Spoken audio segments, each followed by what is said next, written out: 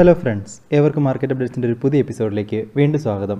അങ്ങനെ വീണ്ടും ഒരു വോൾട്ടൈൽ ആയിട്ടുള്ള ഒരു ട്രേഡിംഗ് സെഷൻ ആയിരുന്നു കഴിഞ്ഞ ഫ്രൈഡേ നമുക്ക് കാണാനുണ്ടായിരുന്നത്. നിഫ്റ്റിയിൽ നോക്കിക്കഴിഞ്ഞാൽ ഏകദേശം 32 പോയിൻറ്റ്സിൻ്റെ ഗെയിനോടുകൂടി 15856-ലും, സെൻസെക്സിൽ ഏകദേശം 138 പോയിൻറ്റ്സിൻ്റെ ഗെയിനോടുകൂടി 52975-ലും, ബാങ്ക് നിഫ്റ്റിയിൽ 357 പോയിൻറ്റ്സിൻ്റെ ഗെയിനോടുകൂടി 35034-ലുമായിരുന്നു ക്ലോസ് ആയിട്ടുണ്ടായിരുന്നത്.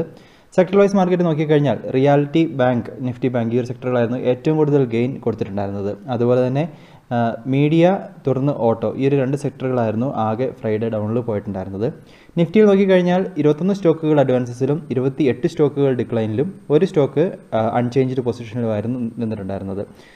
അതുപോലെ തന്നെ ബ്രോഡർ മാർക്കറ്റുകളിലേക്ക് വന്നു കഴിഞ്ഞാൽ മിഡ് ക്യാപ്പിൽ ഏകദേശം 0.18% ലോസും സ്മോൾ ക്യാപ്പിൽ 0.85% ലോസും റിപ്പോർട്ട് ചെയ്യപ്പെട്ടു. ഇതാണ് കഴിഞ്ഞ വെള്ളിയാഴ്ചത്തെ ഒരു മാർക്കറ്റിൻ്റെ പിക്ചർ. ഇനി നിഫ്റ്റിയുടെ ഒരു ഡെയിലി ചാർട്ടിലേക്ക് വന്നു കഴിഞ്ഞാൽ വീണ്ടും ഒരു ചെറിയൊരു ഗ്യാപ്പ് അപ്പ് സ്റ്റാർട്ടിന് ശേഷം ഒരു ചെറിയൊരു ഗെയിനോട് കൂടി മാർക്കറ്റ് വീണ്ടും എൻഡായി. എന്നിരുന്നാലും നമുക്ക് ഫോം ചെയ്തൊരു പാറ്റേൺ നോക്കിക്കഴിഞ്ഞാൽ ഏകദേശം ഒരു ഡോജി ക്രോസ് പോലത്തെ ഒരു പാറ്റേൺ ഫോർമേഷനാണ് വെള്ളിയാഴ്ച നമുക്ക് കാണാനുള്ളത്. അതുകൊണ്ട് തന്നെ മാർക്കറ്റിൽ ഇപ്പോൾ നമ്മൾ വീണ്ടും 15900 എന്നുള്ളൊരു റെസിസ്റ്റൻസ് കൊണ്ട് അടുത്തേക്ക് മാർക്കറ്റ് വീണ്ടും എത്തിയിരിക്കുകയാണ്. ആ ഒരു സമയത്ത് വീണ്ടും ഒരു ഇൻഡിസിസീവ് ആയിട്ടുള്ളൊരു പാറ്റേൺ ഫോർമേഷൻ നിഫ്റ്റിയിൽ ഇപ്പോൾ കണ്ടുവരുന്നു ഒരു റൈസിന് ശശേഷം. അതുകൊണ്ട് തന്നെ 15900 എന്നുള്ളൊരു റേഞ്ച് വീണ്ടും ഒരു റെസിസ്റ്റൻസ് സോൺസ് ആയിട്ട് നിഫ്റ്റിക്ക് ആക്ട് ചെയ്യുന്നുണ്ട്. ഇപ്പോൾ വരും ദിവസങ്ങളിൽ നമുക്ക് 15850 മുകളിൽ മാർക്കറ്റിനെ ഹോൾഡ് ചെയ്യാൻ സാധിച്ചു കഴിഞ്ഞാൽ വീണ്ടും ഒരു അപ്സൈഡിനുള്ളൊരു സാധ്യതകൾ നമുക്ക് പ്രതീക്ഷിക്കാം. എന്നിരുന്നാലും വീണ്ടും ഒരു റെസിസ്റ്റൻസ് സോണിൻ്റെ അടുത്തായതുകൊണ്ട് തന്നെ തീർച്ചയായിട്ടും ഒരു ബ്രേക്കൗട്ടുകൾക്കായിട്ട് വാച്ച് ചെയ്യുക. ഒരു ബ്രേക്കൗട്ടുകൾ നടന്ന് നമുക്കൊരു കൺഫർമേഷൻ ആയാൽ മാത്രം നമുക്കിനി ഒരു റാലികൾക്കുള്ള സാധ്യതകൾ നമുക്ക് നിഫ്റ്റിയിൽ പ്രതീക്ഷിക്കാം. എന്നിരുന്നാലും നമുക്ക് ഇനിയും ഒരു വോളറ്റിലിറ്റി നമുക്ക് ഈ ഒരാഴ്ചയും മാർക്കറ്റിൽ പ്രതീക്ഷിക്കേണ്ടതുണ്ട്. അതുപോലെ തന്നെ ഒരു മാർക്കറ്റിന് ഒരു നെഗറ്റീവ് ട്രെൻഡ് ഔട്ട്ലുക്കിനുള്ള സാധ്യതകളും നമുക്ക് പ്രതീക്ഷിക്കേണ്ടതുണ്ട്. കാരണം ഇപ്പോൾ അഡ്വാൻസസ് ഡിക്ലൈൻസ് റേഷ്യോ ഒക്കെ ഒരു നെഗറ്റീവ് സൈഡിലേക്കാണ് നിലനിൽക്കുന്നത്. അപ്പോൾ 21 സ്റ്റോക്കുകളൊക്കെ അഡ്വാൻസസിൽ നിഫ്റ്റിയിൽ കണ്ടിട്ടുണ്ടായിരുന്നുള്ളൂ. ഈ ആഴ്ച അതേപോലെ തന്നെ നമുക്ക് മന്ത്ലി എക്സ്പയറി ആണ് വരാൻ പോകുന്നത്. അതുപോലെ തന്നെ ഇനി നാളെ നമുക്ക് മാർക്കറ്റ് അവേഴ്സ്, ഈ കഴിഞ്ഞ വെള്ളിയാഴ്ച മാർക്കറ്റ് അവേഴ്സിന് ശേഷം റിസൾട്ട് വന്ന സ്റ്റോക്കുകൾ പ്രധാനമായിട്ടും റിലയൻസ്, ITC, ICICI ബാങ്ക് ഇവരുടെയൊക്കെ റിസൾട്ടുകൾ മാർക്കറ്റ് അവേഴ്സിന് ശേഷമാണ് വന്നത്. അപ്പോൾ അതിൻ്റെ ഒരു ഇമ്പാക്റ്റുകൾ നമുക്ക് നാളെ പ്രതീക്ഷിക്കാം. അതുപോലെ തന്നെ മന്ത്ലി എക്സ്പയറി ആയതുകൊണ്ട് തന്നെ ഈ ആഴ്ച നമുക്ക് അതിൻ്റേതായിട്ട് ബന്ധപ്പെട്ടുള്ളൊരു വോളറ്റിലിറ്റിക്ക് സാധ്യതകളുണ്ട്. അതുമാത്രമല്ല വരുന്ന ബുധനാഴ്ച US ഫെഡ് റിസർവിൻ്റെ മീറ്റിംഗ് ഔട്ട്കം ചൊവ്വാഴ്ചയും ബുധനാഴ്ച നടക്കാൻ പോകുന്ന മീറ്റിങ്ങിൻ്റെ ഔട്ട്കം നമുക്ക് ബുധനാഴ്ച പബ്ലിഷ് ആവാൻ പോകുന്നു. അതുമാത്രമല്ല കൊറോണ വൈറസ് അതിൻ്റെ ഒരു വ്യാപനം, അപ്പോൾ ആ ഒരു വാർത്തകളും വാക്സിനേഷൻ്റെ ന്യൂസുകളും ഈ ആഴ്ചയും നമുക്ക് മാർക്കറ്റിൽ തീർച്ചയായിട്ടും ഒന്ന് വാച്ച് ചെയ്യേണ്ടതുണ്ട്. അപ്പോൾ അതിൻ്റേതായിട്ടുള്ള ഇമ്പാക്റ്റുകൾ നമുക്ക് ഈ ഒരു ഭാഗത്തു നിന്നും മാർക്കറ്റിൽ വരുന്നുണ്ട്. അതുമാത്രമല്ല ഈ ഒരാഴ്ച കുറേയധികം സ്റ്റോക്കുകളുടെയും റിസൾട്ടുകൾ വരാൻ പോകുന്നു. അപ്പോൾ അതിൻ്റെ ഇമ്പാക്റ്റുകൾ നമ്മൾക്ക് ഉണ്ടാവാൻ സാധ്യതകളുണ്ട്. തീർച്ചയായിട്ടും നമുക്ക് ഈ ഒരു വാർത്തകളും അതുപോലെ തന്നെ ഈ ഒരു ലെവലുകളും പ്രത്യേകിച്ചും നിഫ്റ്റിയുടെ ഈ ഒരു ലെവലുകൾ 15850, 15900 എന്നുള്ളൊരു ലെവലുകളും തീർച്ചയായിട്ടും ഈ ആഴ്ച ഒന്ന് വാച്ച് ചെയ്യുക. അതിനെയൊക്കെ നമുക്ക് മറികടന്ന് കിട്ടിയാൽ മാത്രം അടുത്ത റാലികൾക്കുള്ള സാധ്യതകൾ പ്രതീക്ഷിക്കാം. ഇനി ഈ ആഴ്ച പ്രധാനമായിട്ടും ഏണിങ്സ് വരുന്ന കമ്പനികൾ നോക്കിക്കഴിഞ്ഞാൽ axis bank, Kotak Mahindra bank, SBI life, Tata Motors, doctor Reddy's, Indian oil corporation, Maruti, L&T, Sun Pharma, Nestle, Britannia, UPL, LIC housing finance, NTPC, BHEL. അപ്പോൾ ഇങ്ങനെയുള്ള കുറേ കമ്പനികളുടെ റിസൾട്ടുകൾ, പ്രധാനപ്പെട്ട കുറച്ച് കമ്പനികൾ, അതുമാത്രമല്ല കുറേ കമ്പനികളുടെ റിസൾട്ടുകൾ ഈ ആഴ്ച വരാൻ പോകുന്നുണ്ട്. അപ്പോൾ അതിൻ്റേതായിട്ടുള്ള ഒരു ഇമ്പാക്റ്റുകളും സ്റ്റോക്ക് സ്പെസിഫിക് ആയിട്ടുള്ള മൂവുകളും നമുക്ക് ഈ ഒരാഴ്ച മാർക്കറ്റിൽ പ്രതീക്ഷിക്കാം. ഇനി നിഫ്റ്റിയുടെ അതുപോലെ ബാങ്ക് നിഫ്റ്റിൻ്റെ ചാർട്ടിലേക്ക് വന്നു കഴിഞ്ഞാൽ അവിടെയും നമുക്ക് ഒരു ചെറിയൊരു ബുള്ളിഷ് ക്യാൻഡിലാണ് പ്ലോട്ട് ചെയ്തിട്ടുണ്ടായിരുന്നത്. വീണ്ടും 35,000 എന്നുള്ളൊരു ലെവലിനെ ബാങ്ക് നിഫ്റ്റി വീണ്ടും റീക്ലെയിം ചെയ്തിരിക്കുകയാണ്, ഹോൾഡ് ചെയ്തിരിക്കുകയാണ് ഇപ്പോൾ. അപ്പോൾ നമുക്ക് വരും ദിവസങ്ങളിൽ ഈ ഒരു 35,000 മുകളിൽ മാർക്കറ്റ് നിലനിൽക്കുകയാണെങ്കിൽ 35,800, 850 വരെയുള്ള റാലികൾക്ക് ഒരു സാധ്യതകൾ നമുക്ക് ബാങ്ക് നിഫ്റ്റിയിൽ പ്രതീക്ഷിക്കാം. അതുപോലെ തന്നെ ബാങ്ക് നിഫ്റ്റിയെ സംബന്ധിച്ചിടത്തോളം 34,500 റേഞ്ചുകൾ അടുത്തൊരു സപ്പോർട്ട് സോൺസ് ആയിട്ട് ഇപ്പോൾ നിലനിൽക്കുന്നുണ്ട്. ഇനി ഇന്നത്തെ ഒരു ഗ്ലോബൽ മാർക്കറ്റിൻ്റെ ഇപ്പോഴുള്ള ഗ്ലോബൽ മാർക്കറ്റിൻ്റെ ഒരു സിറ്റുവേഷൻസിലേക്ക് വന്നു കഴിഞ്ഞാൽ US മാർക്കറ്റിൽ ഒരു പോസിറ്റീവ് എൻഡിങ് ആയിരുന്നു കഴിഞ്ഞ ദിവസം കാണാനുണ്ടായിരുന്നത്. 152 പോയിൻറ്റ്സിൻ്റെ ഗെയിനോടുകൂടി നാസ്ഡാക്ക് എൻഡായി. യൂറോപ്യൻ മാർക്കറ്റുകൾ നോക്കിക്കഴിഞ്ഞാൽ അവിടെയും ഒരു ഗെയിനോടുകൂടിയുള്ള എൻഡിങ് ആയിരുന്നു 23-ാം തീയതി കാണാനായിട്ടുണ്ടായിരുന്നത്. ഏഷ്യൻ മാർക്കറ്റിൽ ഒരു മിക്സഡ് ട്രെൻഡ് നിലനിൽക്കുന്നു. SGX നിഫ്റ്റി 17 പോയിൻറ്റ്സ് ഡൗണിലാണ് ട്രേഡ് എൻഡ് ആയിരിക്കുന്നത്. തീർച്ചയായിട്ടും രാവിലെ SGX നിഫ്റ്റി ഒന്ന് വാച്ച് ചെയ്യുക. അപ്പോൾ അതിനെ ബേസ് ചെയ്ത് നമുക്ക് ഇന്ത്യൻ മാർക്കറ്റിൻ്റെ ഒരു ഓപ്പണിംഗ് പ്രതീക്ഷിക്കാം. എന്നിരുന്നാലും ഒരു ഫ്ലാറ്റ് ആയിട്ടുള്ള ഒരു ട്രേഡിങ്ങിലുള്ള ഒരു സാധ്യതകളാണ് ഇപ്പോൾ നമുക്ക് കാണാനുള്ളത്. ഗോൾഡിൻ്റെ പ്രൈസിൽ ചെറിയൊരു ഡിക്ലൈൻ കാണാനുണ്ടായിരുന്നു. രൂപയുടെ മൂല്യത്തിൽ ഡോളറിന് അഗെയിൻസ്റ്റ് ആയിട്ട് ഒരു ചെറിയൊരു ഗെയിൻ, മോഡസ്റ്റ് ആയിട്ട് ഒരു ഗെയിൻ കാണാനുണ്ടായിരുന്നു. 74.40 ട്രേഡ് എൻഡായത്. ഇൻസ്റ്റിറ്റ്യൂഷൻ ആക്ടിവിറ്റിയിലേക്ക് വന്നു കഴിഞ്ഞാൽ ഫോറിൻ ഇൻസ്റ്റിറ്റ്യൂഷൻ്റെ ഭാഗത്തു നിന്ന് 163 കോടിയുടെ നെറ്റ് വിത്ഡ്രോവലാണ് ക്യാഷ് മാർക്കറ്റ് വന്നിരിക്കുന്നത്. വലിയൊരു ഇമ്പാക്റ്റിനുള്ളൊരു സാധ്യതകൾ കാണുന്നില്ല. അതുപോലെ തന്നെ ഡൊമസ്റ്റിക് ഇൻസ്റ്റിറ്റ്യൂഷൻ്റെ ഭാഗത്തു നിന്നും 2187 കോടിയുടെ നെറ്റ് ഇൻവെസ്റ്റ്മെൻറ്റും ക്യാഷ് മാർക്കറ്റിൽ വന്നിട്ടുണ്ട്. അപ്പോൾ നാളെ തീർച്ചയായിട്ടും ഈ ഒരു SGX നിഫ്റ്റിൻ്റെ ഓപ്പണിംഗ് ഒക്കെ ഒന്ന് വാച്ച് ചെയ്യുക. അപ്പോൾ അതിനെ ബേസ് ചെയ്ത് നമുക്കൊരു ഓപ്പണിംഗ് പ്രതീക്ഷിക്കാം. FIIൻ്റെ ഭാഗത്തുനിന്ന് നെറ്റ് വിത്ഡ്രോവലാണ്, എന്നാൽ ആ ഒരു വിത്ഡ്രോവലിൻ്റെ ഒരു ആധിക്യം അല്ലെങ്കിൽ ആ ഒരു കാഠിന്യം കുറഞ്ഞതായിട്ട് കാണുന്നു കഴിഞ്ഞ വെള്ളിയാഴ്ച. തീർച്ചയായിട്ടും ഈ ഒരു ഡാറ്റകളൊക്കെ ഈ വരുന്ന ആഴ്ചകളിലും തീർച്ചയായിട്ടും ട്രാക്ക് ചെയ്യുക. ഇനി സ്റ്റോക്കുകളിലേക്ക് വന്നു കഴിഞ്ഞാൽ വിപ്രോയുടെയും ഇൻ്റലക്ട് ഡിസൈൻ അരീന ഈ ഒരു 2 സ്റ്റോക്കുകളൊന്ന് ട്രാക്ക് ചെയ്യുന്നത് നല്ലതായിരിക്കും. ഒരു ബുള്ളിഷ് മൂവുകൾ ഈ ഒരു സ്റ്റോക്കുകളിൽ കാണുന്നുണ്ട്. അതുപോലെ തന്നെ സൺഫാർമയുടെ സ്റ്റോക്ക് നോക്കിക്കഴിഞ്ഞാൽ വീണ്ടും ഒരു ബുള്ളിഷ് ബ്രേക്കൗട്ടുകൾ, ആ ഒരു കൺസോളിഡേഷൻ റേഞ്ചിൽ നിന്നുള്ള ഒരു ബ്രേക്കൗട്ടുകൾ നടക്കാനുള്ള സാധ്യതകൾ കാണുന്നുണ്ട്.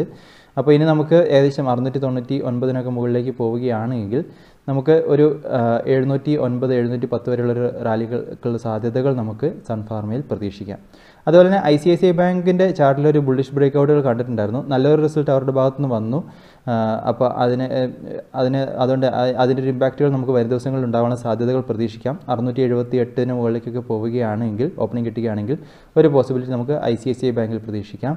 ITCയുടെ ചാർട്ടിൽ നോക്കിക്കഴിഞ്ഞാൽ അവിടെയും നമുക്ക് വീണ്ടും ഒരു നല്ലൊരു റൈസുകൾ, ഒരു കൺസോളിഡേഷന് ശേഷം വീണ്ടും ഒരു ബ്രേക്കൗട്ടുകൾ ഈ ഒരു സ്റ്റോക്കിൽ കാണാനുണ്ടായിരുന്നു. ഇനി നമുക്ക് ഒരു 213, 214 മുകളിലേക്ക് ഓപ്പണിംഗ് കിട്ടിക്കഴിഞ്ഞാൽ മാത്രം അടുത്ത എൻട്രികൾ എടുക്കുന്ന കാര്യം ശ്രദ്ധിക്കുക. ഇനി അടുത്തായിട്ട് സ്റ്റോക്കുകളിലേക്ക് വരുമ്പോൾ പ്രധാനപ്പെട്ട ന്യൂസ് അപ്ഡേറ്റുകളിലേക്ക് വന്നു കഴിഞ്ഞാൽ HG ഇൻഫ്രയെ സംബന്ധിച്ചിടത്തോളം അവർക്ക് നാഷണൽ ഹൈവേ അതോറിറ്റി ഓഫ് ഇന്ത്യയുടെ ഭാഗത്തു നിന്നും 1393 കോടി വർത്ത് ചെയ്യുന്നൊരു ഓർഡറുകൾ വിൻ ചെയ്തതായിട്ട് അറിയിച്ചിട്ടുണ്ടായിരുന്നു. അതുപോലെ തന്നെ ബജാജ് കൺസ്യൂമർ കെയർ അവർ ബജാജ് 100% പ്യുവർ കോക്കനട്ട് ഓയിൽ എന്നുള്ളൊരു പുതിയ പ്രൊഡക്റ്റ് അവർ ലോഞ്ച് ചെയ്തിരിക്കുന്നു. ഇവർക്കൊരു ഗുഡ് ന്യൂസ് ആയിട്ട് നിലനിൽക്കുന്നു. ഇനി Q1 റിസൾട്ടുകൾ വന്ന കമ്പനികളിലേക്ക് വന്നു കഴിഞ്ഞാൽ ICICI ബാങ്കിൻ്റെ റിസൾട്ട് നോക്കുമ്പോൾ നെറ്റ് പ്രോഫിറ്റിൽ ഏകദേശം 78% വർധനവാണ് അവർക്ക് ഉണ്ടായിരിക്കുന്നത്. 4616 കോടി നെറ്റ് പ്രോഫിറ്റായിട്ട് കാണിച്ചിരിക്കുന്നു. കഴിഞ്ഞ വർഷം ജൂൺ ക്വാർട്ടറിൽ അവർക്ക് 2599 കോടിയായിരുന്നു നെറ്റ് പ്രോഫിറ്റായിട്ട് നിലനിന്നത്. അതുപോലെ തന്നെ അവരുടെ ഗ്രോസ് NPA നോക്കിക്കഴിഞ്ഞാൽ അവിടെ ചെറിയൊരു വർധനവുണ്ടായിട്ടുണ്ട്. ഈ കഴിഞ്ഞ മാർച്ച് ക്വാർട്ടറിനെ അപേക്ഷിച്ച് മാർച്ച് ക്വാർട്ടറിൽ 4.96% അത് 5.15% ഉയർന്നിരിക്കുന്നു. നെറ്റ് NPA നോക്കുമ്പോൾ അവിടെ നേരിയൊരു വർധനവ്, കഴിഞ്ഞ മാർച്ച് ക്വാർട്ടറിൽ അത് 1.14% 1.16% അത് ഉയർന്നിരിക്കുന്നു. ഇനി ITCയിലേക്ക് വരുമ്പോൾ നെറ്റ് പ്രോഫിറ്റിൽ ഏകദേശം 29% വർധനവ് റിപ്പോർട്ട് ചെയ്തിരിക്കുന്നു. 3013 കോടി നെറ്റ് പ്രോഫിറ്റായിട്ട് കാണിച്ചിരിക്കുന്നു. കഴിഞ്ഞ വർഷം അവർക്ക് ജൂൺ ക്വാർട്ടറിൽ 2342 കോടിയായിരുന്നു നെറ്റ് പ്രോഫിറ്റായിട്ട് നിലനിന്നത്.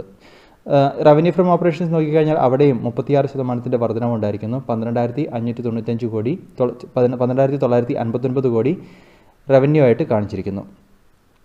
ഇനി പ്രധാനമായിട്ടും ഇവരുടെ ഒരു റവന്യൂ ഗ്രോത്തിൻ്റെയൊക്കെ മൊമെൻറ്റത്തിൽ ഈ കൊറോണയുടെ സെക്കൻഡ് വേവും അതുപോലെ തന്നെ അതിനെ തുടർന്നുള്ളൊരു ലോക്ക്ഡൗണുകളും അവരുടെ ഒരു മൊമെൻറ്റത്തിലൊരു ഇമ്പാക്റ്റുകൾ കൊണ്ടുവന്നു എന്നാണ് കമ്പനി കാണിച്ചിരിക്കുന്നത്.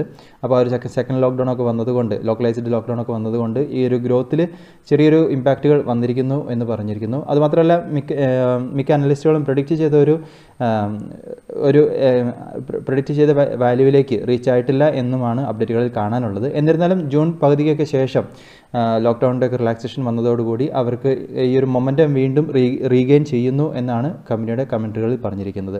ഇനി അവരുടെ ഓരോ സെഗ്മെൻറ്റ് വൈസ് റവന്യൂ നോക്കിക്കഴിഞ്ഞാൽ സിഗരറ്റ് സെഗ്മെൻറ്റിലെ റവന്യൂവിൽ 33% വർധനവുണ്ടായിരിക്കുന്നു. 5122 കോടിയുടെ റവന്യൂ ആണ് അവർക്ക് സിഗരറ്റ് സെഗ്മെൻറ്റിൽ നിന്നും ഉണ്ടായിരിക്കുന്നത്. അതുപോലെ അഗ്രി ബിസിനസ് റവന്യൂ നോക്കിക്കഴിഞ്ഞാൽ 9% വർധനവും പേപ്പർ ബോർഡ് റവന്യൂവിൽ 54% വർധനവും ഉണ്ടായതായിട്ടാണ് അപ്ഡേറ്റുകളിൽ കാണാനുള്ളത്.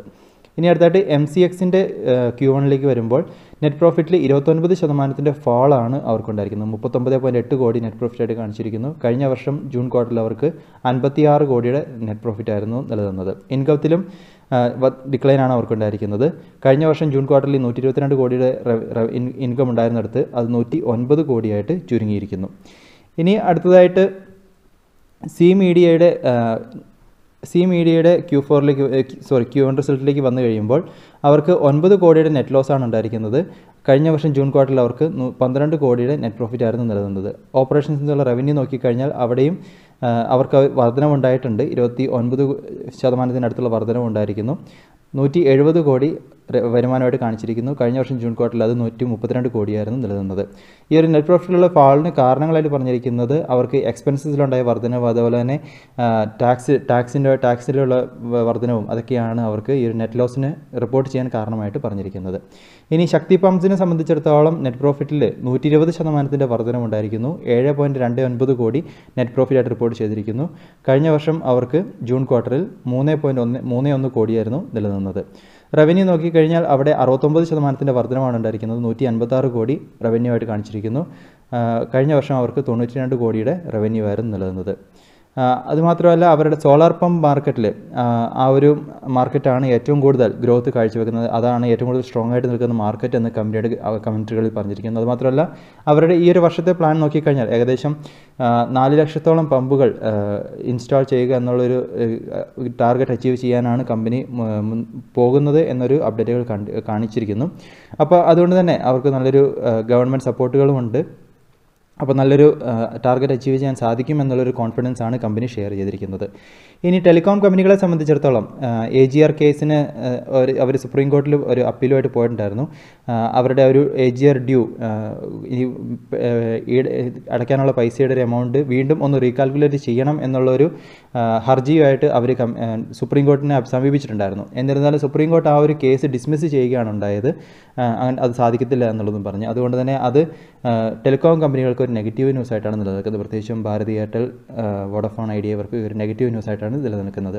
ഇനി IPO വിഭാഗത്തിലേക്ക് വന്നു കഴിഞ്ഞാൽ തത്വചിന്തൻ IPO 29-ാം തീയതി മാർക്കറ്റിൽ ലിസ്റ്റാകാൻ പോകുന്നു. ഇപ്പോൾ ഗ്രേ മാർക്കറ്റ് പ്രീമിയം ഏകദേശം 100% പ്രീമിയത്തിലാണ് റണ്ണാവുന്നത്. 1100-നടുത്ത് ഗ്രേ മാർക്കറ്റ് പ്രീമിയം റണ്ണാവുന്നത്. അതുകൊണ്ട് തന്നെ നല്ലൊരു ലിസ്റ്റിംഗ് ചെയ്യാനുള്ളൊരു സാധ്യതകൾ ഈ ഒരു സ്റ്റോക്കിൽ പ്രതീക്ഷിക്കുന്നു. ഇനി അതുപോലെ തന്നെ ഈ ആഴ്ച നോക്കിക്കഴിഞ്ഞാൽ ഗ്ലെൻമാർക്ക് 2 IPOകളാണ് വരാൻ പോകുന്നത്. ഗ്ലെൻമാർക്ക് ലൈഫ് സയൻസിൻ്റെ IPO ജൂലൈ 27 മുതൽ 29-ാം തീയതി വിൻഡോ ഓപ്പൺ ആയിരിക്കും സബ്സ്ക്രിപ്ഷന് വേണ്ടിയിട്ട്. 695 മുതൽ 720 രൂപയാണ് പ്രൈസ് ബാൻഡായിട്ട് ഫിക്സ് ചെയ്തിരിക്കുന്നത്. ഇവർ ഗ്ലെൻമാർക്ക് ഫാർമയുടെ ഒരു സബ്സിഡറിയാണ്. ഇനി അതുപോലെ തന്നെ ഓട്ടോമോട്ടീവ് കമ്പനി റോളക്സ് റിംഗ് അവരും ജൂലൈ 28 മുതൽ ജൂലൈ 30-ാം തീയതി വരെ IPO ആയിട്ട് വരാൻ പോകുന്നു. ജൂലൈ 28 മുതൽ 30-ാം തീയതി വരെ സബ്സ്ക്രിപ്ഷൻ വിൻഡോ ഓപ്പൺ ആയിരിക്കും. ഇനി ഈ ആഴ്ച അതുപോലെ തന്നെ ശ്രദ്ധിക്കേണ്ട വേറെ 1-2 കാര്യങ്ങൾ നോക്കിക്കഴിഞ്ഞാൽ പവർ ഗ്രിഡിൻ്റെ ബോണസ് എക്സിക്യൂഷൻ ഡേറ്റ് 3 ഷെയർസിന് 1 ഷെയർ എന്ന രീതിയിൽ ബോണസ് ഇഷ്യൂ ചെയ്യാൻ പോകുന്നു. അപ്പോൾ അതിൻ്റെ എക്സിക്യൂഷൻ ഡേറ്റ് ജൂലൈ 29-ാം തീയതിയാണ്. അതുപോലെ തന്നെ മഹീന്ദ്ര ഹോളിഡേയ്സ് അവരുടെ 29-ാം തീയതി നടക്കാൻ പോകുന്ന ബോർഡ് മീറ്റിങ്ങിൽ ബോണസ് ഷെയർ ഇഷ്യൂ ചെയ്യുന്നതിനെ പറ്റിയും ഒരു ഡിസ്കഷൻ ഉണ്ടാവും എന്നുള്ളൊരു അപ്ഡേറ്റുകൾ കാണാനുണ്ടായിരുന്നു. അപ്പോൾ അത് ഇവർക്ക് ഒരു പോസിറ്റീവ് ന്യൂസ് ആയിട്ട് നിലനിൽക്കുന്നു. അതുപോലെ തന്നെ കുറേ കമ്പനികളുടെ ഡിവിഡൻഡുകൾ ഈ ആഴ്ച വരാൻ പോകുന്നു. അമരരാജ ബാറ്ററീസിൻ്റെ ഒക്കെ വരാൻ പോകുന്നുണ്ട്. തീർച്ചയായിട്ടും ആ ഒരു സ്റ്റോക്കുകളൊക്കെ കയ്യിലുണ്ട് എങ്കിൽ തീർച്ചയായിട്ടും ഈ ഒരു ഡാറ്റകളും ട്രാക്ക് ചെയ്യുക. അപ്പോൾ ഇതൊക്കെയാണ് ഇന്ന് പറയാനുള്ള പ്രധാനപ്പെട്ട അപ്ഡേറ്റുകളായിട്ട് നിലനിൽക്കുന്നത്. തീർച്ചയായിട്ടും ഈ ഒരു ന്യൂസുകളും സ്റ്റോക്കുകളും നിങ്ങളുടെ അനാലിസിസിനായിട്ട് മാത്രം ഉപയോഗിക്കുക. പുതിയ അപ്ഡേറ്റ്സ് ഒക്കെ ആയിട്ട് നമുക്ക് വീണ്ടും കാണാം. അതുവരെ this is Tony signing off.